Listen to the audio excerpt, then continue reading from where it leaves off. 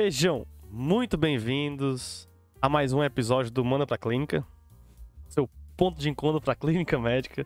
Tô aqui com a minha bancada, meus grandes amigos Alexandre, Diniz e Bruno Melotti.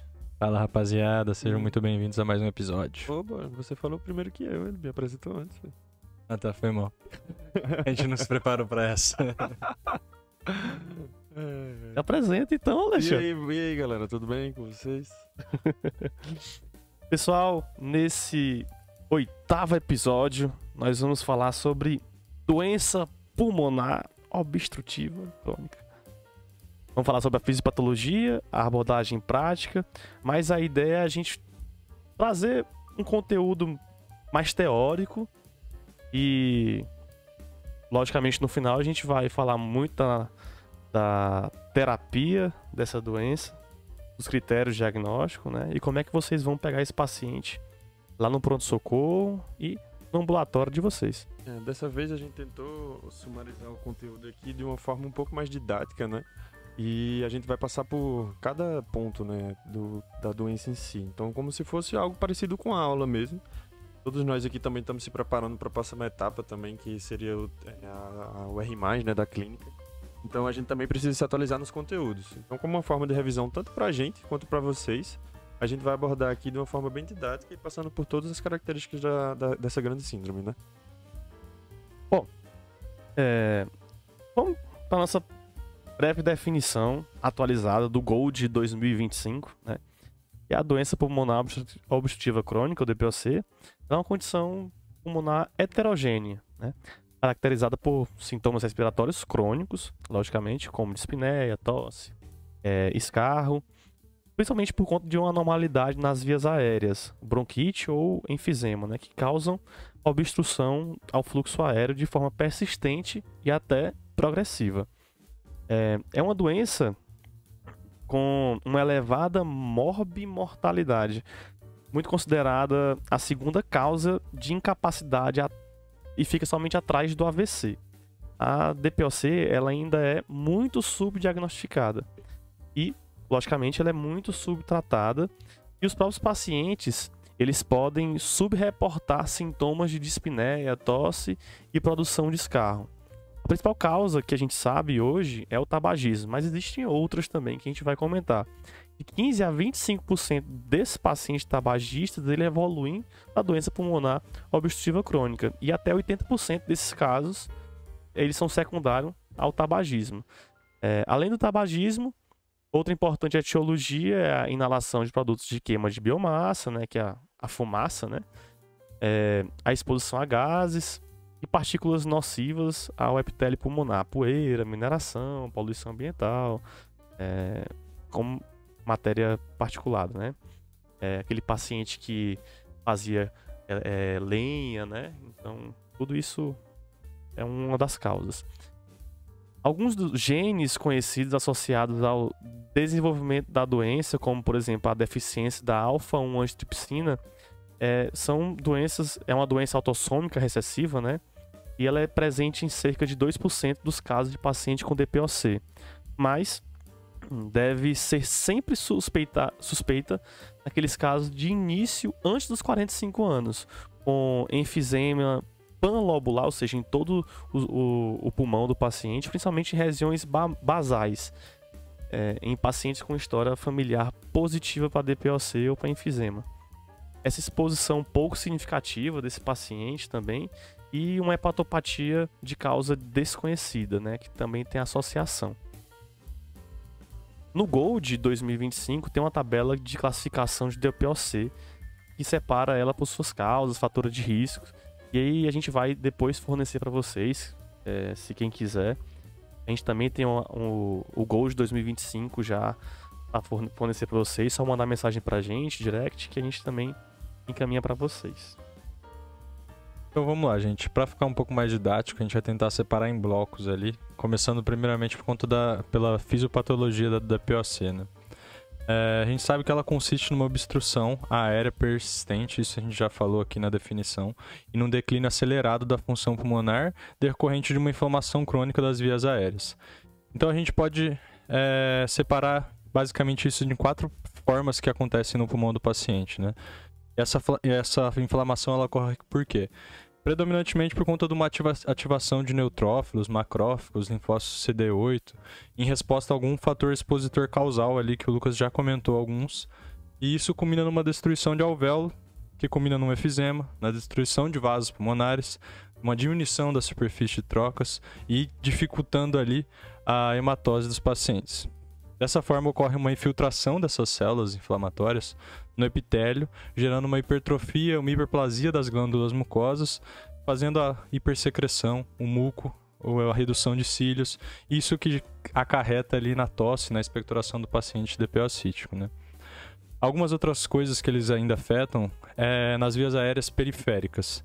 Há uma remodelação dessas vias aéreas, gerando um espessamento e uma fibrose na própria parede dos brônquios e dos bronquíolos, causando assim uma redução desse lúmen e, consequentemente, uma obstrução fixa, que é o que acaba gerando a definição, o diagnóstico do DPOC é por conta dessa obstrução fixa e irreversível ali. As outras coisas, elas geram algumas coisas mais tipo o muco, outros pontos específicos do DPOC, mas essa é a principal causa que define a doença, tá? A destruição dos tecidos conjuntivos no parênquima pulmonar dessas vias aéreas, ela também faz uma vasculatura pulmonar envolvendo assim inicialmente os lobos superiores. Principalmente porque, como o Lucas comentou ali, numa doença genética em que é mais predominantemente na forma basal, o DPOC predomina mais superior, mais por conta de ser um local mais bem ventilado do nosso pulmão. Com o avançar da doença, ele acaba abrangendo todo o pulmão também. A degradação também pode acontecer dos tecidos elásticos, reduzindo a capacidade de sustentação dos bronquíolos. Isso leva a um colabamento dinâmico das vias aéreas e que gera um aprisionamento e uma hiperinsuflação pulmonar que a gente vai discutir e que a gente sabe que faz no paciente, que a gente consegue ver às vezes no paciente ali no raio-x. Já nos seus estágios mais avançados, nos pacientes mais crônicos, elas geram anormalidades nas trocas gasosas. Isso faz com que ele tenha uma hipoxemia e uma hipercapnia crônica, que aumentam o espaço morto nos alvéolos do paciente, levando a uma retenção crônica de CO2, elevando o PCO2 com níveis de bicarbonato também elevados. Isso gera então uma hipertensão pulmonar persistente, que desenvolve numa fase muito avançada da doença, que é a vasoconstrição hipoxêmica das arteriosas pulmonares, e que acarreta o corpo pulmonar, que é basicamente uma insuficiência ventricular direita secundária a todo esse quadro do POC, da doença crônica, tá? Existem 3 componentes patológicos do DPOC que a gente falou aqui, mas para deixar um pouco mais didático, a gente vai separar ela em 3 fatores ali, que é um paciente que tem a bronquite crônica, ou seja, acomete mais um componente brônquico, que manifesta-se como uma tosse crônica produtiva, com expectoração e obstrução brônquica mesmo. A parte que acomete pequenas vias aéreas, comprometendo ali os bronquíolos, é o principal componente da obstrução do fluxo, promovendo a dispneia e o distúrbio das trocas gasosas do paciente, e o próprio efizema pulmonar, que é o componente parenquimatoso já, que gera uma destruição progressiva desses septos alveolares, as paredes dos bronquíolos respiratórios, levando a uma formação de grandes espaços aéreos que reduzem a troca gasosa em si. O Lucas comentou da própria doença genética, a deficiência do alfa-1 antitripsina. A maior diferença ali para você ver assim no paciente da questão do efizema é porque o paciente DPO-cítico tende a fazer um efizema centroacinar, que é mais típico do tabagismo, caracterizado pela destruição do ácino do pulmão, e isso acaba sendo em lobos mais superiores e depois se dissemina por todo o pulmão. Já o alfa-1 antitripsina, ela é um efizema mais panacinar, e aí ele já pega mais todo o pulmão de uma vez e acaba afetando mais as partes dos lobos inferiores. Pronto, então, como isso tudo acontecendo, ele vai gerar as manifestações clínicas, né? O sintoma de dispneia vai ser o mais característico dessa doença e vai ser o que é mais relatado pelos pacientes. Ela tende a ser persistente, progressiva e piora com exercício físico. Uma escala que a gente usa ampliamente em ambulatórios, ou então quando a gente está avaliando até o paciente em exacerbação do DPOC, é a MMRC, que vai justamente fazer essa avaliação dessa queixa de dispneia do paciente para deixar aquilo ali um pouco mais objetivo, né? E quando a gente estiver passando o caso, ou então até quando esse paciente referir melhor, a gente tentar entrar na escala de novo reclassificar aquele paciente e ver se ele está numa curva de melhor ou de pior. O que eu acho interessante aqui também, quando a gente está fazendo investigando a queixa de dispneia do paciente, é tentar trazer os sintomas negativos de outros casos de dispneia. Então, vale a pena fazer os critérios de Framingham nesse paciente também, porque a dispneia pode estar vindo de uma origem cardiogênica. Procurar também se tem essa queixa de dispneia pode estar relacionada com alguns sintomas de anemia ou outras síndromes, tá? Mas caracterizar bem a dispneia para a gente não ter... Porque muitas vezes esses pacientes têm overlaps de síndromes e aí as queixas podem estar dentro de grandes síndromes, né? De manifestações diversas aí.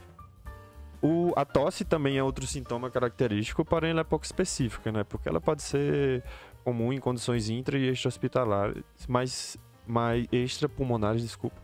Mas é o primeiro sintoma a surgir. Então, a tosse também vai ser importante quando a gente estiver diante de um paciente exacerbador, porque tanto a qualidade quanto a quantidade dessa expectoração vão ser uns sintomas aí que a gente fala que são os cardinais, né? Dessa questão da exacerbação. A presença do sibilo recorrente acontece secundária à hipersecreção do muco e da redução da luz da via aérea. Ela aumenta o valor preditivo positivo do DPOC. Então, os pacientes que têm essa queixa positiva, você fica com mais certeza no seu diagnóstico. Estima-se que até 60% dos pacientes com DPOC podem apresentar hiperreatividade brônquica. O exame físico geralmente se apresenta normal, pouco alterado. Os achados são de um tórax enfisematoso, né, que vai ser aqui com um aumento do diâmetro antero-posterior. Vai ter redução da espacibilidade torácica, hipertimpanismo pulmonar, para os astecas e incas, frêmito vocal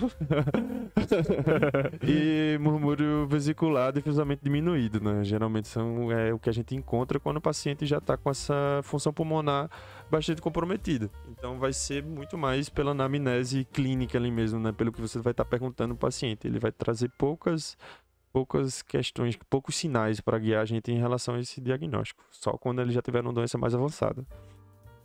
Pode-se observar ainda uma expiração prolongada, também com sibilos e roncos e estertores finos durante toda a expiração, mas são pouco específicos. Com o progredir da doença, desenvolve-se o corpo pulmonar, como o Bruno já falou, que é um fator de mau prognóstico considerável na doença, né? Que se os pacientes não tratados, eles evoluem para tal condição e basicamente vai ser a causa de óbito decorrente dessa doença se a gente não tratá-lo antes. E aí, esse paciente ele pode apresentar uma turgência jugular, hepatomegalia, edema de membros inferiores e também de uma segunda bolha cardíaca no foco pulmonar, mais hiperfonética, né, sugerindo a hipertensão pulmonar. Então vai ser aquela insuficiência do ventrículo direito, do lado do coração direito, decorrente da hipertensão pulmonar. E a gente tem post aí no Instagram falando dos tipos de hipertensão pulmonar, hein? Um fator interessante é que o baqueteamento digital, que é uma coisa que tipo, a gente deixa bem relacionado com geralmente quando a gente tá na graduação, eles sempre botam a foto daqueles pacientes com os dedão, né? Com as cabeças dos dedos parecendo realmente uma cabeça do dedo. uma baqueta de bateria. Ele não não faz parte, não é característico de doença do paciente DPOC. Ele é característico de um paciente que tem um shunt arteriovenoso. Então, se o cara tiver uma comunicação intraarterial, ele pode ter isso. Se ele tiver outras condições que façam hipoxemia, também pode ser isso. Pode gerar o baqueteamento digital. Então, não fiquem achando que todo paciente com DPOC, geralmente são aqueles mais graves que vão evoluir com isso, né? E aí, o diagnóstico, ele vai ser espirométrico. Então, a gente vemos várias vezes essa condição de dizer DPOC presumido, porque é um paciente que tem uma exposição tabágica gigantesca e a clínica nos favorece a tal diagnóstico. Mas mesmo assim, a gente só pode dar o diagnóstico do DPOC após a espirometria. A gente vai ocorrer uma diminuição do fluxo respiratório máximo associado a um aumento do volume residual, chegando até 60% a 70% da CPT predita. Então, tipo, isso a gente fica difícil de ilustrar aqui por áudio, mas vale a pena depois dar uma olhada, procurar um material em relação a essa questão da espirometria, tá? E ele vai ter a relação VF1-CVF, a relação de Tifonov, pós-broncodilatador menor que 0,7%, confirmando aquela obstrução fixa que a gente tinha falado antes. E vai ter também um aumento da resistência nas vias aéreas. Só que em DPOC mais avançados, por conta do aprisionamento aéreo, que também a gente já comentou antes, eles podem ter um pouco de resposta nessa avaliação broncodilatadora. Então, tipo, ela vai continuar menor que aquele ali, menor que 0,7, mas ele pode ter uma resposta após o broncodilatador, e mesmo assim não significa que esse paciente deixou de ser virou para um polo asmático do nada, não. Ele só, tipo, progrediu a doença e aquilo ali pode inferir que ele estava fazendo já um aprisionamento aéreo, e com o broncodilatador a gente teve uma melhora só dessa questão, desse ar que já estava lá no tórax do paciente, né? Você falou duas coisas legais aqui, que é a questão do que a gente pega muito, né? Que a gente faz o DPOC presumido. E acaba que, cara, acho que dos nossos pacientes que a gente trata com DPOC no hospital, muitos deles é presumido porque eles não conseguem fazer uma espirometria fora assim tão rápido. E às vezes eles chegam num contexto hospitalar, numa exacerbação, sem esse diagnóstico prévio. A gente trata esse DPOC, que beleza, se um paciente ele já tá sibilando, ele tem um histórico de um tabagismo importante. Você tem tudo ali pensando num paciente DPOcítico, você vai tratar ele como DPOcítico. A gente também tem que atentar, às vezes, fazer um encaminhamento, às vezes, na UBS, sugerindo que retirem ali, às vezes, o tratamento que a gente deu alta para esse paciente dado, para ele poder fazer essa espirometria, que a gente acaba seguindo e o paciente fica com isso daí. Às vezes ele nunca teve a DPOC em si, né? Acho que isso que é bem complicado ali. Outro ponto importante que eu ouvi esses dias e que eu li na questão do Gold é que vários pacientes idosos, o índice de FeNO, às vezes o paciente não chega ali a fechar um diagnóstico de DPOC e eles já estão querendo personalizar isso por predito para aquele paciente e não deixar algo fixo como 70. A gente vai usar isso de uma forma global ali para ver dos pacientes de uma forma geral, mas eles já estão tentando flexibilizar isso para cada paciente. Tá isso, eu lembro que a gente rodou no último mês da residência, a gente rodou na Pneumo. E aí eles falaram das atualizações que teve esses parâmetros espirométricos e justamente essa era uma das queixas que o próprio Gold tinha sobre ele mesmo, Sim. né? Uhum. Falando que eles não estavam conseguindo individualizar, e aí uma forma que eles estão tentando individualizar é deixar esse valor em cima do IMC. Era altura e peso, e tentar fazer um cálculo ali para cada paciente. Eles vão pensando muito, também acho que tinha idade, e aí acabava indo pelo predito para aquele paciente em si. Individualizava mais, né? Eles pegavam só a altura e a idade do paciente e aí fazia espirometria. Agora o IMC tá também... Entendi. É totalmente diferente, né? Você pega o meu IMC, compara com o do Alexandre Justo. E você vai querer que saia uma espirometria igual, né? Não tem como. Bom, a gente já começou a falar sobre diagnóstico. Vamos falar então agora sobre classificação e o prognóstico. Mas antes eu queria trazer alguns exames complementares que ajudam a gente a fazer aquele famoso DPOC presumido, né? Que ajuda a gente a dar o diagnóstico, mas logicamente lembrando que o diagnóstico é espirométrico, né? Mas a gasometria arterial, ela ajuda a gente muito, principalmente quando a gente vai avaliar a necessidade de O2 domiciliar. Mais pra frente eu vou trazer as metas, tá, para vocês. Mas por enquanto a gasometria é muito importante para isso. O que a gente tem também, além de exame de imagem, o raio-x e a tomografia de tórax, né? A gente vai ver uma hiperinsuflação, né? Ela é muito marcada pela hipertransparência dos campos pulmonares, que geralmente tem uma pobreza de trama broncovascular que se acentua principalmente para o hilo pulmonar para a periferia, aumentando muito o espaço intercostal, retificação diafragmática. Aí isso acontece muito. A dosagem da nossa alfa-1 antitripsina, o último Gold, né? Ele sugere que ela deve ser dosada em todos os pacientes com DPOC. Porém, especialmente aqueles pacientes com o início precoce da doença, que eu já falei mais cedo, né? O hemograma também ele é muito útil para a decisão em iniciar ou descontinuar o uso de corticoide inalatório. E o hemograma também vai ser muito útil na hora também da gente decidir o uso do O2 domiciliar. Vou falar mais pra frente também. E a pletismografia. Ela também é conhecida como prova de função pulmonar completa. Ela ajuda a gente a identificar volumes pulmonares e se acrescido de medidas de capacidade de disfunção. Ela é um exame muito útil na avaliação do paciente com DPOC, mas não é muito fundamental para o manejo desses pacientes, né? E eu acho que é um dos pontos mais importantes e algo que vem atualizou em 2023, foi quando teve essa maior mudança, tá? Na classificação.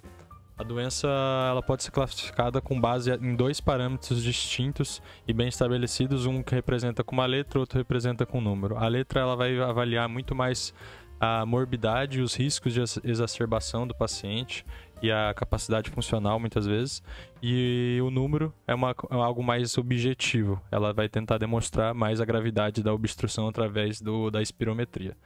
Então, recapitulando ali, a gente falou que estão tentando particularizar mais, mas ainda como critério de diagnóstico ali, o paciente tem que ter um padrão obstrutivo na espirometria com o VF1 sobre o CVF menor que 70%.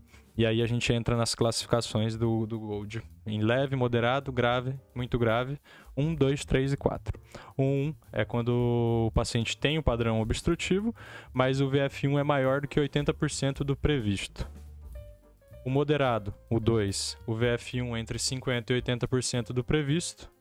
O grave, VF1 é entre 30% e 50% do previsto. E o muito grave quando está abaixo de 30% do previsto no paciente. Continuando nessa classificação, e é algo que mudou antigamente, eu acho que quando eu estava na faculdade, vocês também, o GOLD ainda era representado com ABCD, a divisão ali, né? E já em 2023 ele alterou para o ABE, e desapareceu o C e o D. E ela é separada basicamente para avaliar o paciente, que nem o Alexandre falou ali, funcionalidade, ver o paciente se ele tem muitos sintomas, como é que ele é. A gente usa muito mais o MRC e o CAT. Quando a gente vai falar de um paciente que está entre o A e o B, a gente vai ver essa funcionalidade, o MRC, o CAT, e vai ver exacerbações. Se o paciente ele é pouco exacerbador, ele não exacerbou nenhuma vez, ou ele teve uma exacerbação só, sem nenhuma hospitalização, ele vai ficar já no A e no B. E aí você vai classificar ela pelas funcionalidades desse paciente, conforme o score dele avaliar ali os sintomas. O E, ele já é um paciente exacerbador.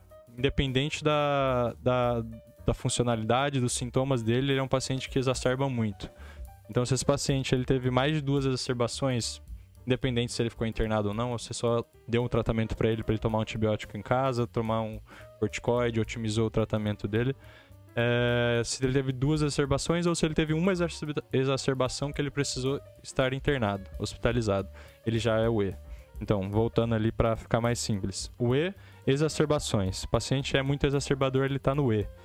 O paciente é muito sintomático, mas não é tão exacerbador, você vai classificar ali os scores entre A e B, tá bom? Um que eu fui ver no GOLD, que eu achei bastante interessante, que eu não conhecia realmente, era para ver prognóstico desses pacientes DPOcíticos muito sintomáticos. É uma ferramenta que hoje em dia já é validada, que é o BOLD Index. Ela já é capaz de predizer o risco de morte de um paciente com DPOC por causas respiratórias ou não respiratórias. Ele é composto por 4 índices com pontuações variáveis, somando um total de 10 pontos. Pacientes com pontuações maiores apresentam maior número de exacerbações e hospitalizações e assim maior gravidade. Ele reúne 4 fatores prognósticos independentes e possui associação sobrevida em 4 anos desses pacientes. Esses 4 prognósticos, fatores que eles utilizam o índice de massa corpórea, Body Mass Index, a obstrução do fluxo VF1, porcentagem do paciente, a dispneia, assim, avaliada pelo MRC, e a tolerância ao exercício, que é o 6 minutos de andar à distância, walk distance. Então, esses são os 4 fatores que eles usam ali para avaliar o prognóstico do paciente, jogam nessa ferramenta validada para ver o prognóstico dele em 4 anos. Uma coisa interessante que em relação a esse ABE é que, assim, nessa classificação, o paciente ele só pode ficar transitando entre A e B, né? Depois que ele é um E, ele vai ser sempre um E. Para você ver como essa questão da exacerbação nesses pacientes, eles são, tipo, fatores de mau prognóstico suficientes para que depois que ele classificar como exacerbador, ele sempre vai precisar, basicamente, da terapia máxima, né? Que é agora que eu vou comentar, do tratamento farmacológico e não farmacológico. Ele vai envolver muito bem essa classificação que a gente falou aí, né? Justo. Nem tanto a questão de gravidade, né? Que seriam os números ali, né? Que seria a gravidade do VF1. Mas sim a questão da exacerbação. Então, vamos lá. O paciente classificado como A, que vai ser aquele que tem uma escala de dispneia baixa, um MRC entre 0 e 1, e uma funcionalidade boa, que seria um CAT menor que 10, que é classificado como A, ele vai receber um broncodilatador. Esse broncodilatador pode ser um LABA, que é um beta-agonista de longa duração, ou ele pode ser um LAMA, que é um anticolinérgico de longa duração, tá? No caso do paciente que já é mais sintomático, tem uma piora de funcionalidade, mas ainda não teve exacerbação, ou só uma exacerbação sem hospitalização, ele já vai receber terapia dupla, broncodilatadora. Ele vai receber tanto o agonista, o antiagonista, tanto o beta-agonista quanto o anticolinérgico. E aí sim, no caso dele virar um exacerbador, ele vai receber a tripla terapia se tiver um eosinófilo maior que 300. Então ele vai receber tanto LABA quanto LAMA e vai receber esse ICS aí, se ele tiver os eosinófilos maiores que 300, né? Antes de 2023, os pacientes classificados como B, eles usavam também o LABA ou LAMA. E tinha a classificação do C, né? Que aí usava só o LAMA. Agora mudou. Então, vamos seguir dessa forma que eu comentei antes, tá bom? Então, para pacientes sintomáticos e não exacerbadores, a gente já começa com terapia dupla. Então, beta-2 agonista de longa duração é o LABA, que seriam o formoterol e o salmeterol. São exemplos dessa classe de fármacos e eles são usados 2 vezes ao dia. Eles melhoram o VF1 e volumes pulmonares, melhoram a dispneia, exacerbações e hospitalizações. Entretanto, eles não têm tanto impacto, não trouxeram impacto na mortalidade no declínio da função pulmonar. Então, o paciente vai ter uma melhora sintomática e das exacerbações, mas não vai ter uma melhora de mortalidade. Já o anticolinérgico, ele age diretamente no M3, nos receptores M3, bloqueando a ação da acetilcolina, inibindo seu efeito broncoconstrictor e também vai reduzir a secreção de muco pelo epitélio respiratório. Quem vai ser o tiotrópio, o glicopirônio e o umeclidínio. Eles são capazes de melhorar difícil sintomas. Hoje. Tá. É porque, mano, quando chega nessa parte assim, desses nomes difíceis aí, eu só sei coisa fácil, eu só sei de cardio. Dessa classe, capaz de... Ele tem melhora de sintomas, também melhora a qualidade de vida desses pacientes, ele também aumenta a efetividade da reabilitação pulmonar e a tolerância dos exercícios desses pacientes. Então vai ser a estrela da doença do DPOC, vai ser o anticolinérgico, tá? A terapia dupla ela é superior em reduzir os números de exacerbações comparada com a monoterapia. Já o corticoide no DPOC, ele sempre tem que estar associado a um LABA ou um LAMA. Ele nunca vai entrar sozinho, tá? E eles estão indicados na presença de fenótipos específicos. São aqueles pacientes que têm uma sobreposição com asma ou eosinofilia sérica. Então, se esse paciente tiver um eosinófilo maior que 300 ou escarro eosinofílico, a gente já vai começar a fazer o ICS para ele, se ele for um exacerbador, tá bom? O principal limitante do uso são os efeitos colaterais, claro. Dentre eles, o mais temido é que ele aumenta o risco de pneumonias. Então, sempre tem que ficar mantendo a vacinação desse paciente em dia, sempre perto desse paciente e mantendo as orientações certinhas do tratamento não farmacológico, né? Já a corticoterapia oral é reservada para curtos períodos, só no tratamento dessa exacerbação, que a gente vai falar um pouquinho mais na frente. Eu acho que deixar bem claro aqui que diferente da asma, né, o corticoide aqui, ela entra com pontos específicos. E normalmente a gente não entra com corticoide, ele não é a maior jogada do DPOC. Ele entra, igual você falou, na parte de um paciente que tem essa eosinofilia ali. E a gente vai acompanhar que nem como ele causa esses quadros ali de pneumonia, catarata, algumas coisas ele pode provocar. A gente vai acompanhando esses eosinófilos e vendo se em algum momento a gente vai poder tirar esse corticoide desse paciente. Tentar o mínimo de tempo possível com o corticoide, né? Até porque também o corticoide, mesmo inalatório, ele tem ação sistêmica, né? Então tem que ter muito cuidado quando a gente vai usar. Com certeza. O roflumilaste é o inibidor seletivo da fosfodiesterase 4. Caraca, velho, eu vou parar. Ele vai agir bloqueando a atividade dessa enzima e vai aumentar os níveis intracelulares de AMP cíclico. E, como consequência, tem uma redução dessa atividade inflamatória intracelular. Ele só vai estar indicado no DPOC grave e muito grave. Então, vai ser aqueles pacientes que vão ter o VF1 menor que 50. Então, seria a classificação 3 e 4, né? e com bronquite crônica, que seria tosse, catarro, e persistem exacerbando mesmo com o uso da terapia inalatória otimizada. Então seria aquele paciente que estaria com terapia tripla e ainda muito sintomático e piorando a funcionalidade, a gente indicaria essa medicação. E outro recurso que a gente vê bem recorrente nesses pacientes também é o macrolídeo. Ele é um recurso de terceira linha para o tratamento do DPOC em pacientes exacerbadores e ex-tabagistas.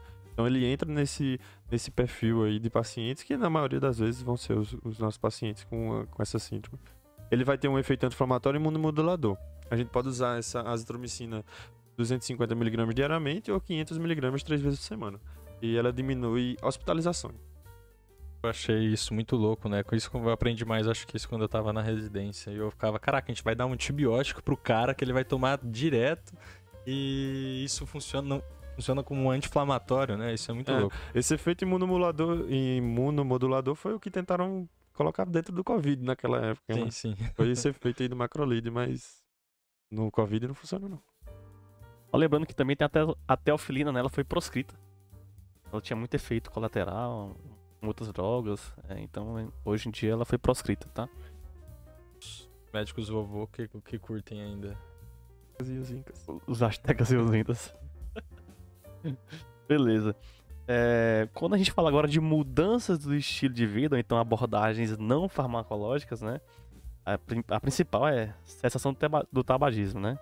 Ainda bem que eu fiquei com as palavras mais fáceis aqui desse. Deixou o Alexandre com as piores. Então, a primeira coisa que aumenta a sobrevida é cessação do tabagismo.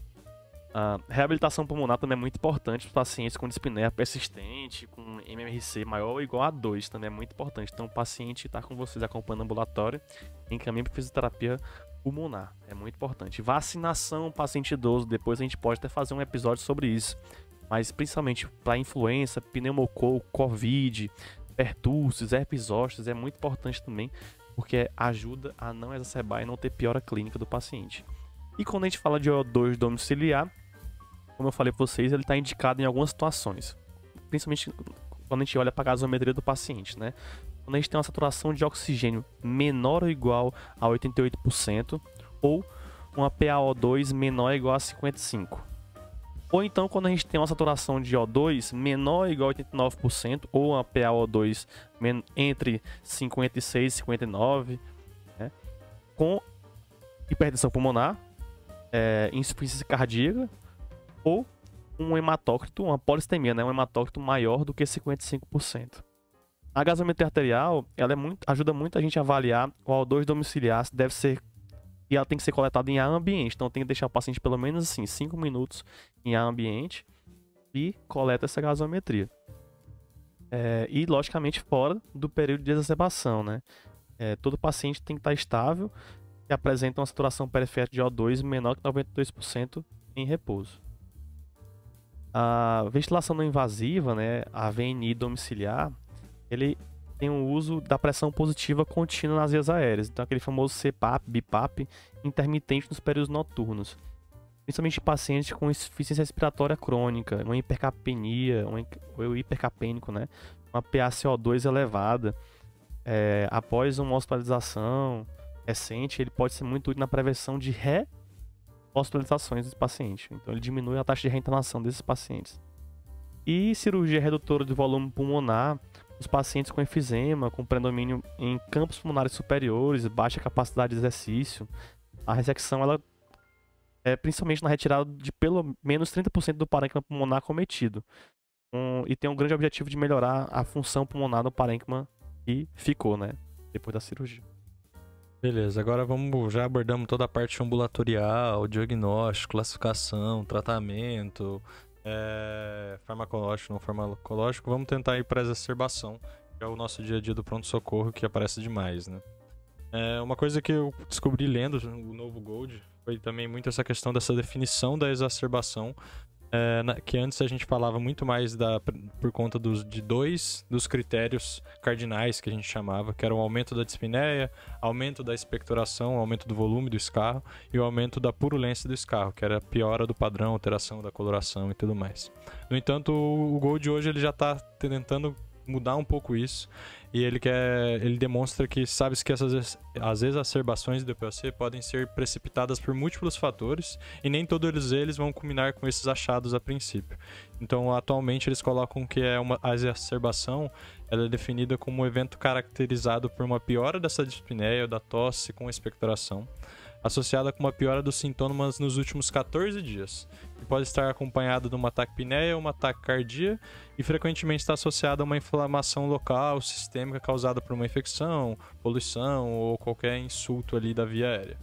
Então ele tenta abranger um pouco mais, mas acho que no dia a dia a gente sempre acaba perguntando os 3 sinais cardinais sempre para o paciente, que vai auxiliar a gente a definir isso daí, tá? E o tratamento da exacerbação a gente divide no A, B, C, S, que é antibiótico, broncodilatadores, corticoide e um suporte de oxigênio.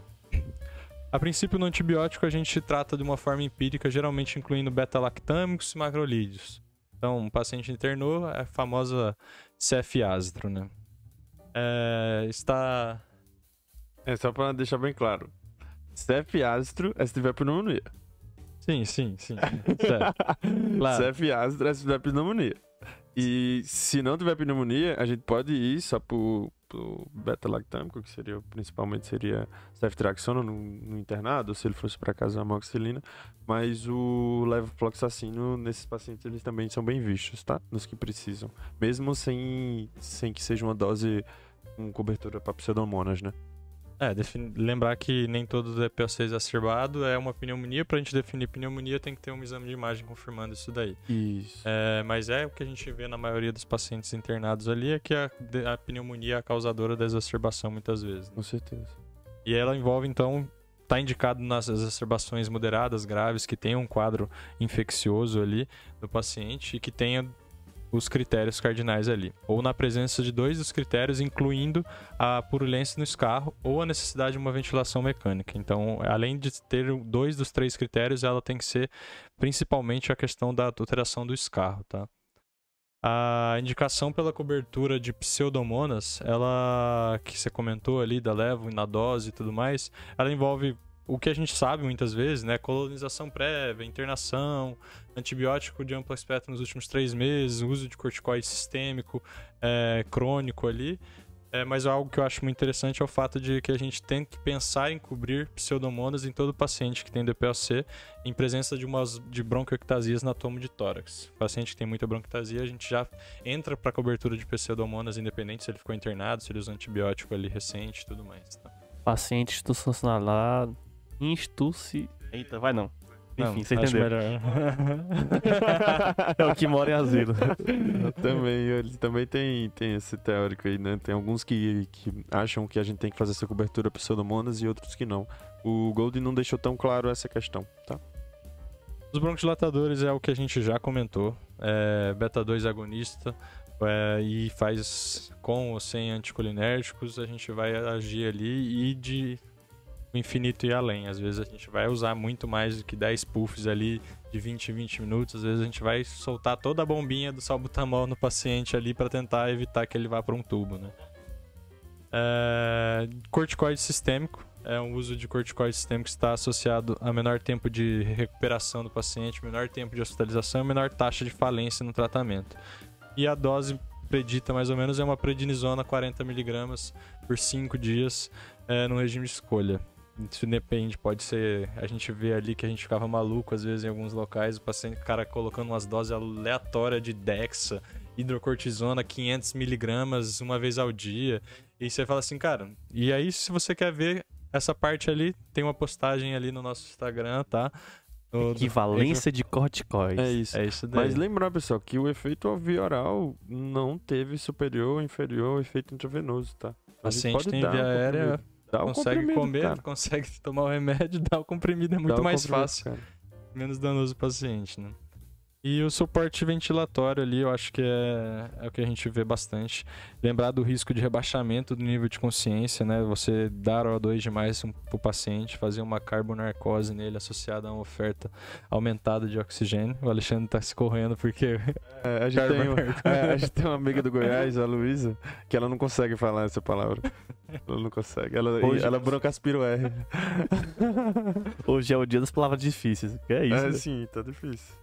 A gente tem que lembrar então que os pacientes com DPOC, eles não seguiam muito, acreditava-se principalmente que eles não se guiavam muito mais pelo PCO2, igual outras pessoas, mas sim pela variação do PO2 no sangue, uma vez que seu drive estaria adaptado a uma hipercapnia e, portanto, se guiaria muito mais pela hipoxemia dele. Então você forneceria muito esse O2, nesse sentido a administração do O2 excessivo acabaria causando uma depressão desse drive respiratório, ao qual esse excesso ali não haveria necessidade de maior ventilação alveolar, consequentemente haveria redução da ventilação alveolar, levando ao acúmulo de CO2, fazendo a carbonarcose para a Luísa. No entanto, também outras coisas que eles foram vendo em relação a isso, o excesso do O2, foi que atualmente a maior razão de ocorrer a hipercapnia agudizada por conta do oxigênio é porque o paciente DPO-cístico ele tem um distúrbio de ventilação-perfusão. Ele já tem um shunt. E pela perda do mecanismo dessa vasoconstrição por conta da hipóxia, a vasoconstrição hipoxêmica é um mecanismo adaptativo que determina menos fluxo de sangue seja direcionado para os alvéolos que já estão comprometidos. Então, quando você dá o oxigênio para um paciente com DPOC, acaba perdendo esse mecanismo e empurrando o O2 até para essas áreas que não estão muito vascularizadas, que não tem muito oxigenação, e acaba piorando esse quadro do paciente. Causa assim um efeito de shunt e acaba piorando todo o quadro. E na parte a bola da vez, às vezes, que a gente precisa usar muito e que também usa num paciente edema agudo de pulmão é a VNI, que ajuda bastante nesses pacientes, tá? Ele ajuda na parte de dispneia, com sinais de falência. Ele tem indicação, então, específicas que a gente usa, que é um paciente que ele tem uma dispneia com sinais de falência respiratória, com uso de musculatura acessória, retração de músculos intercostais, uma respiração abdominal paradoxal.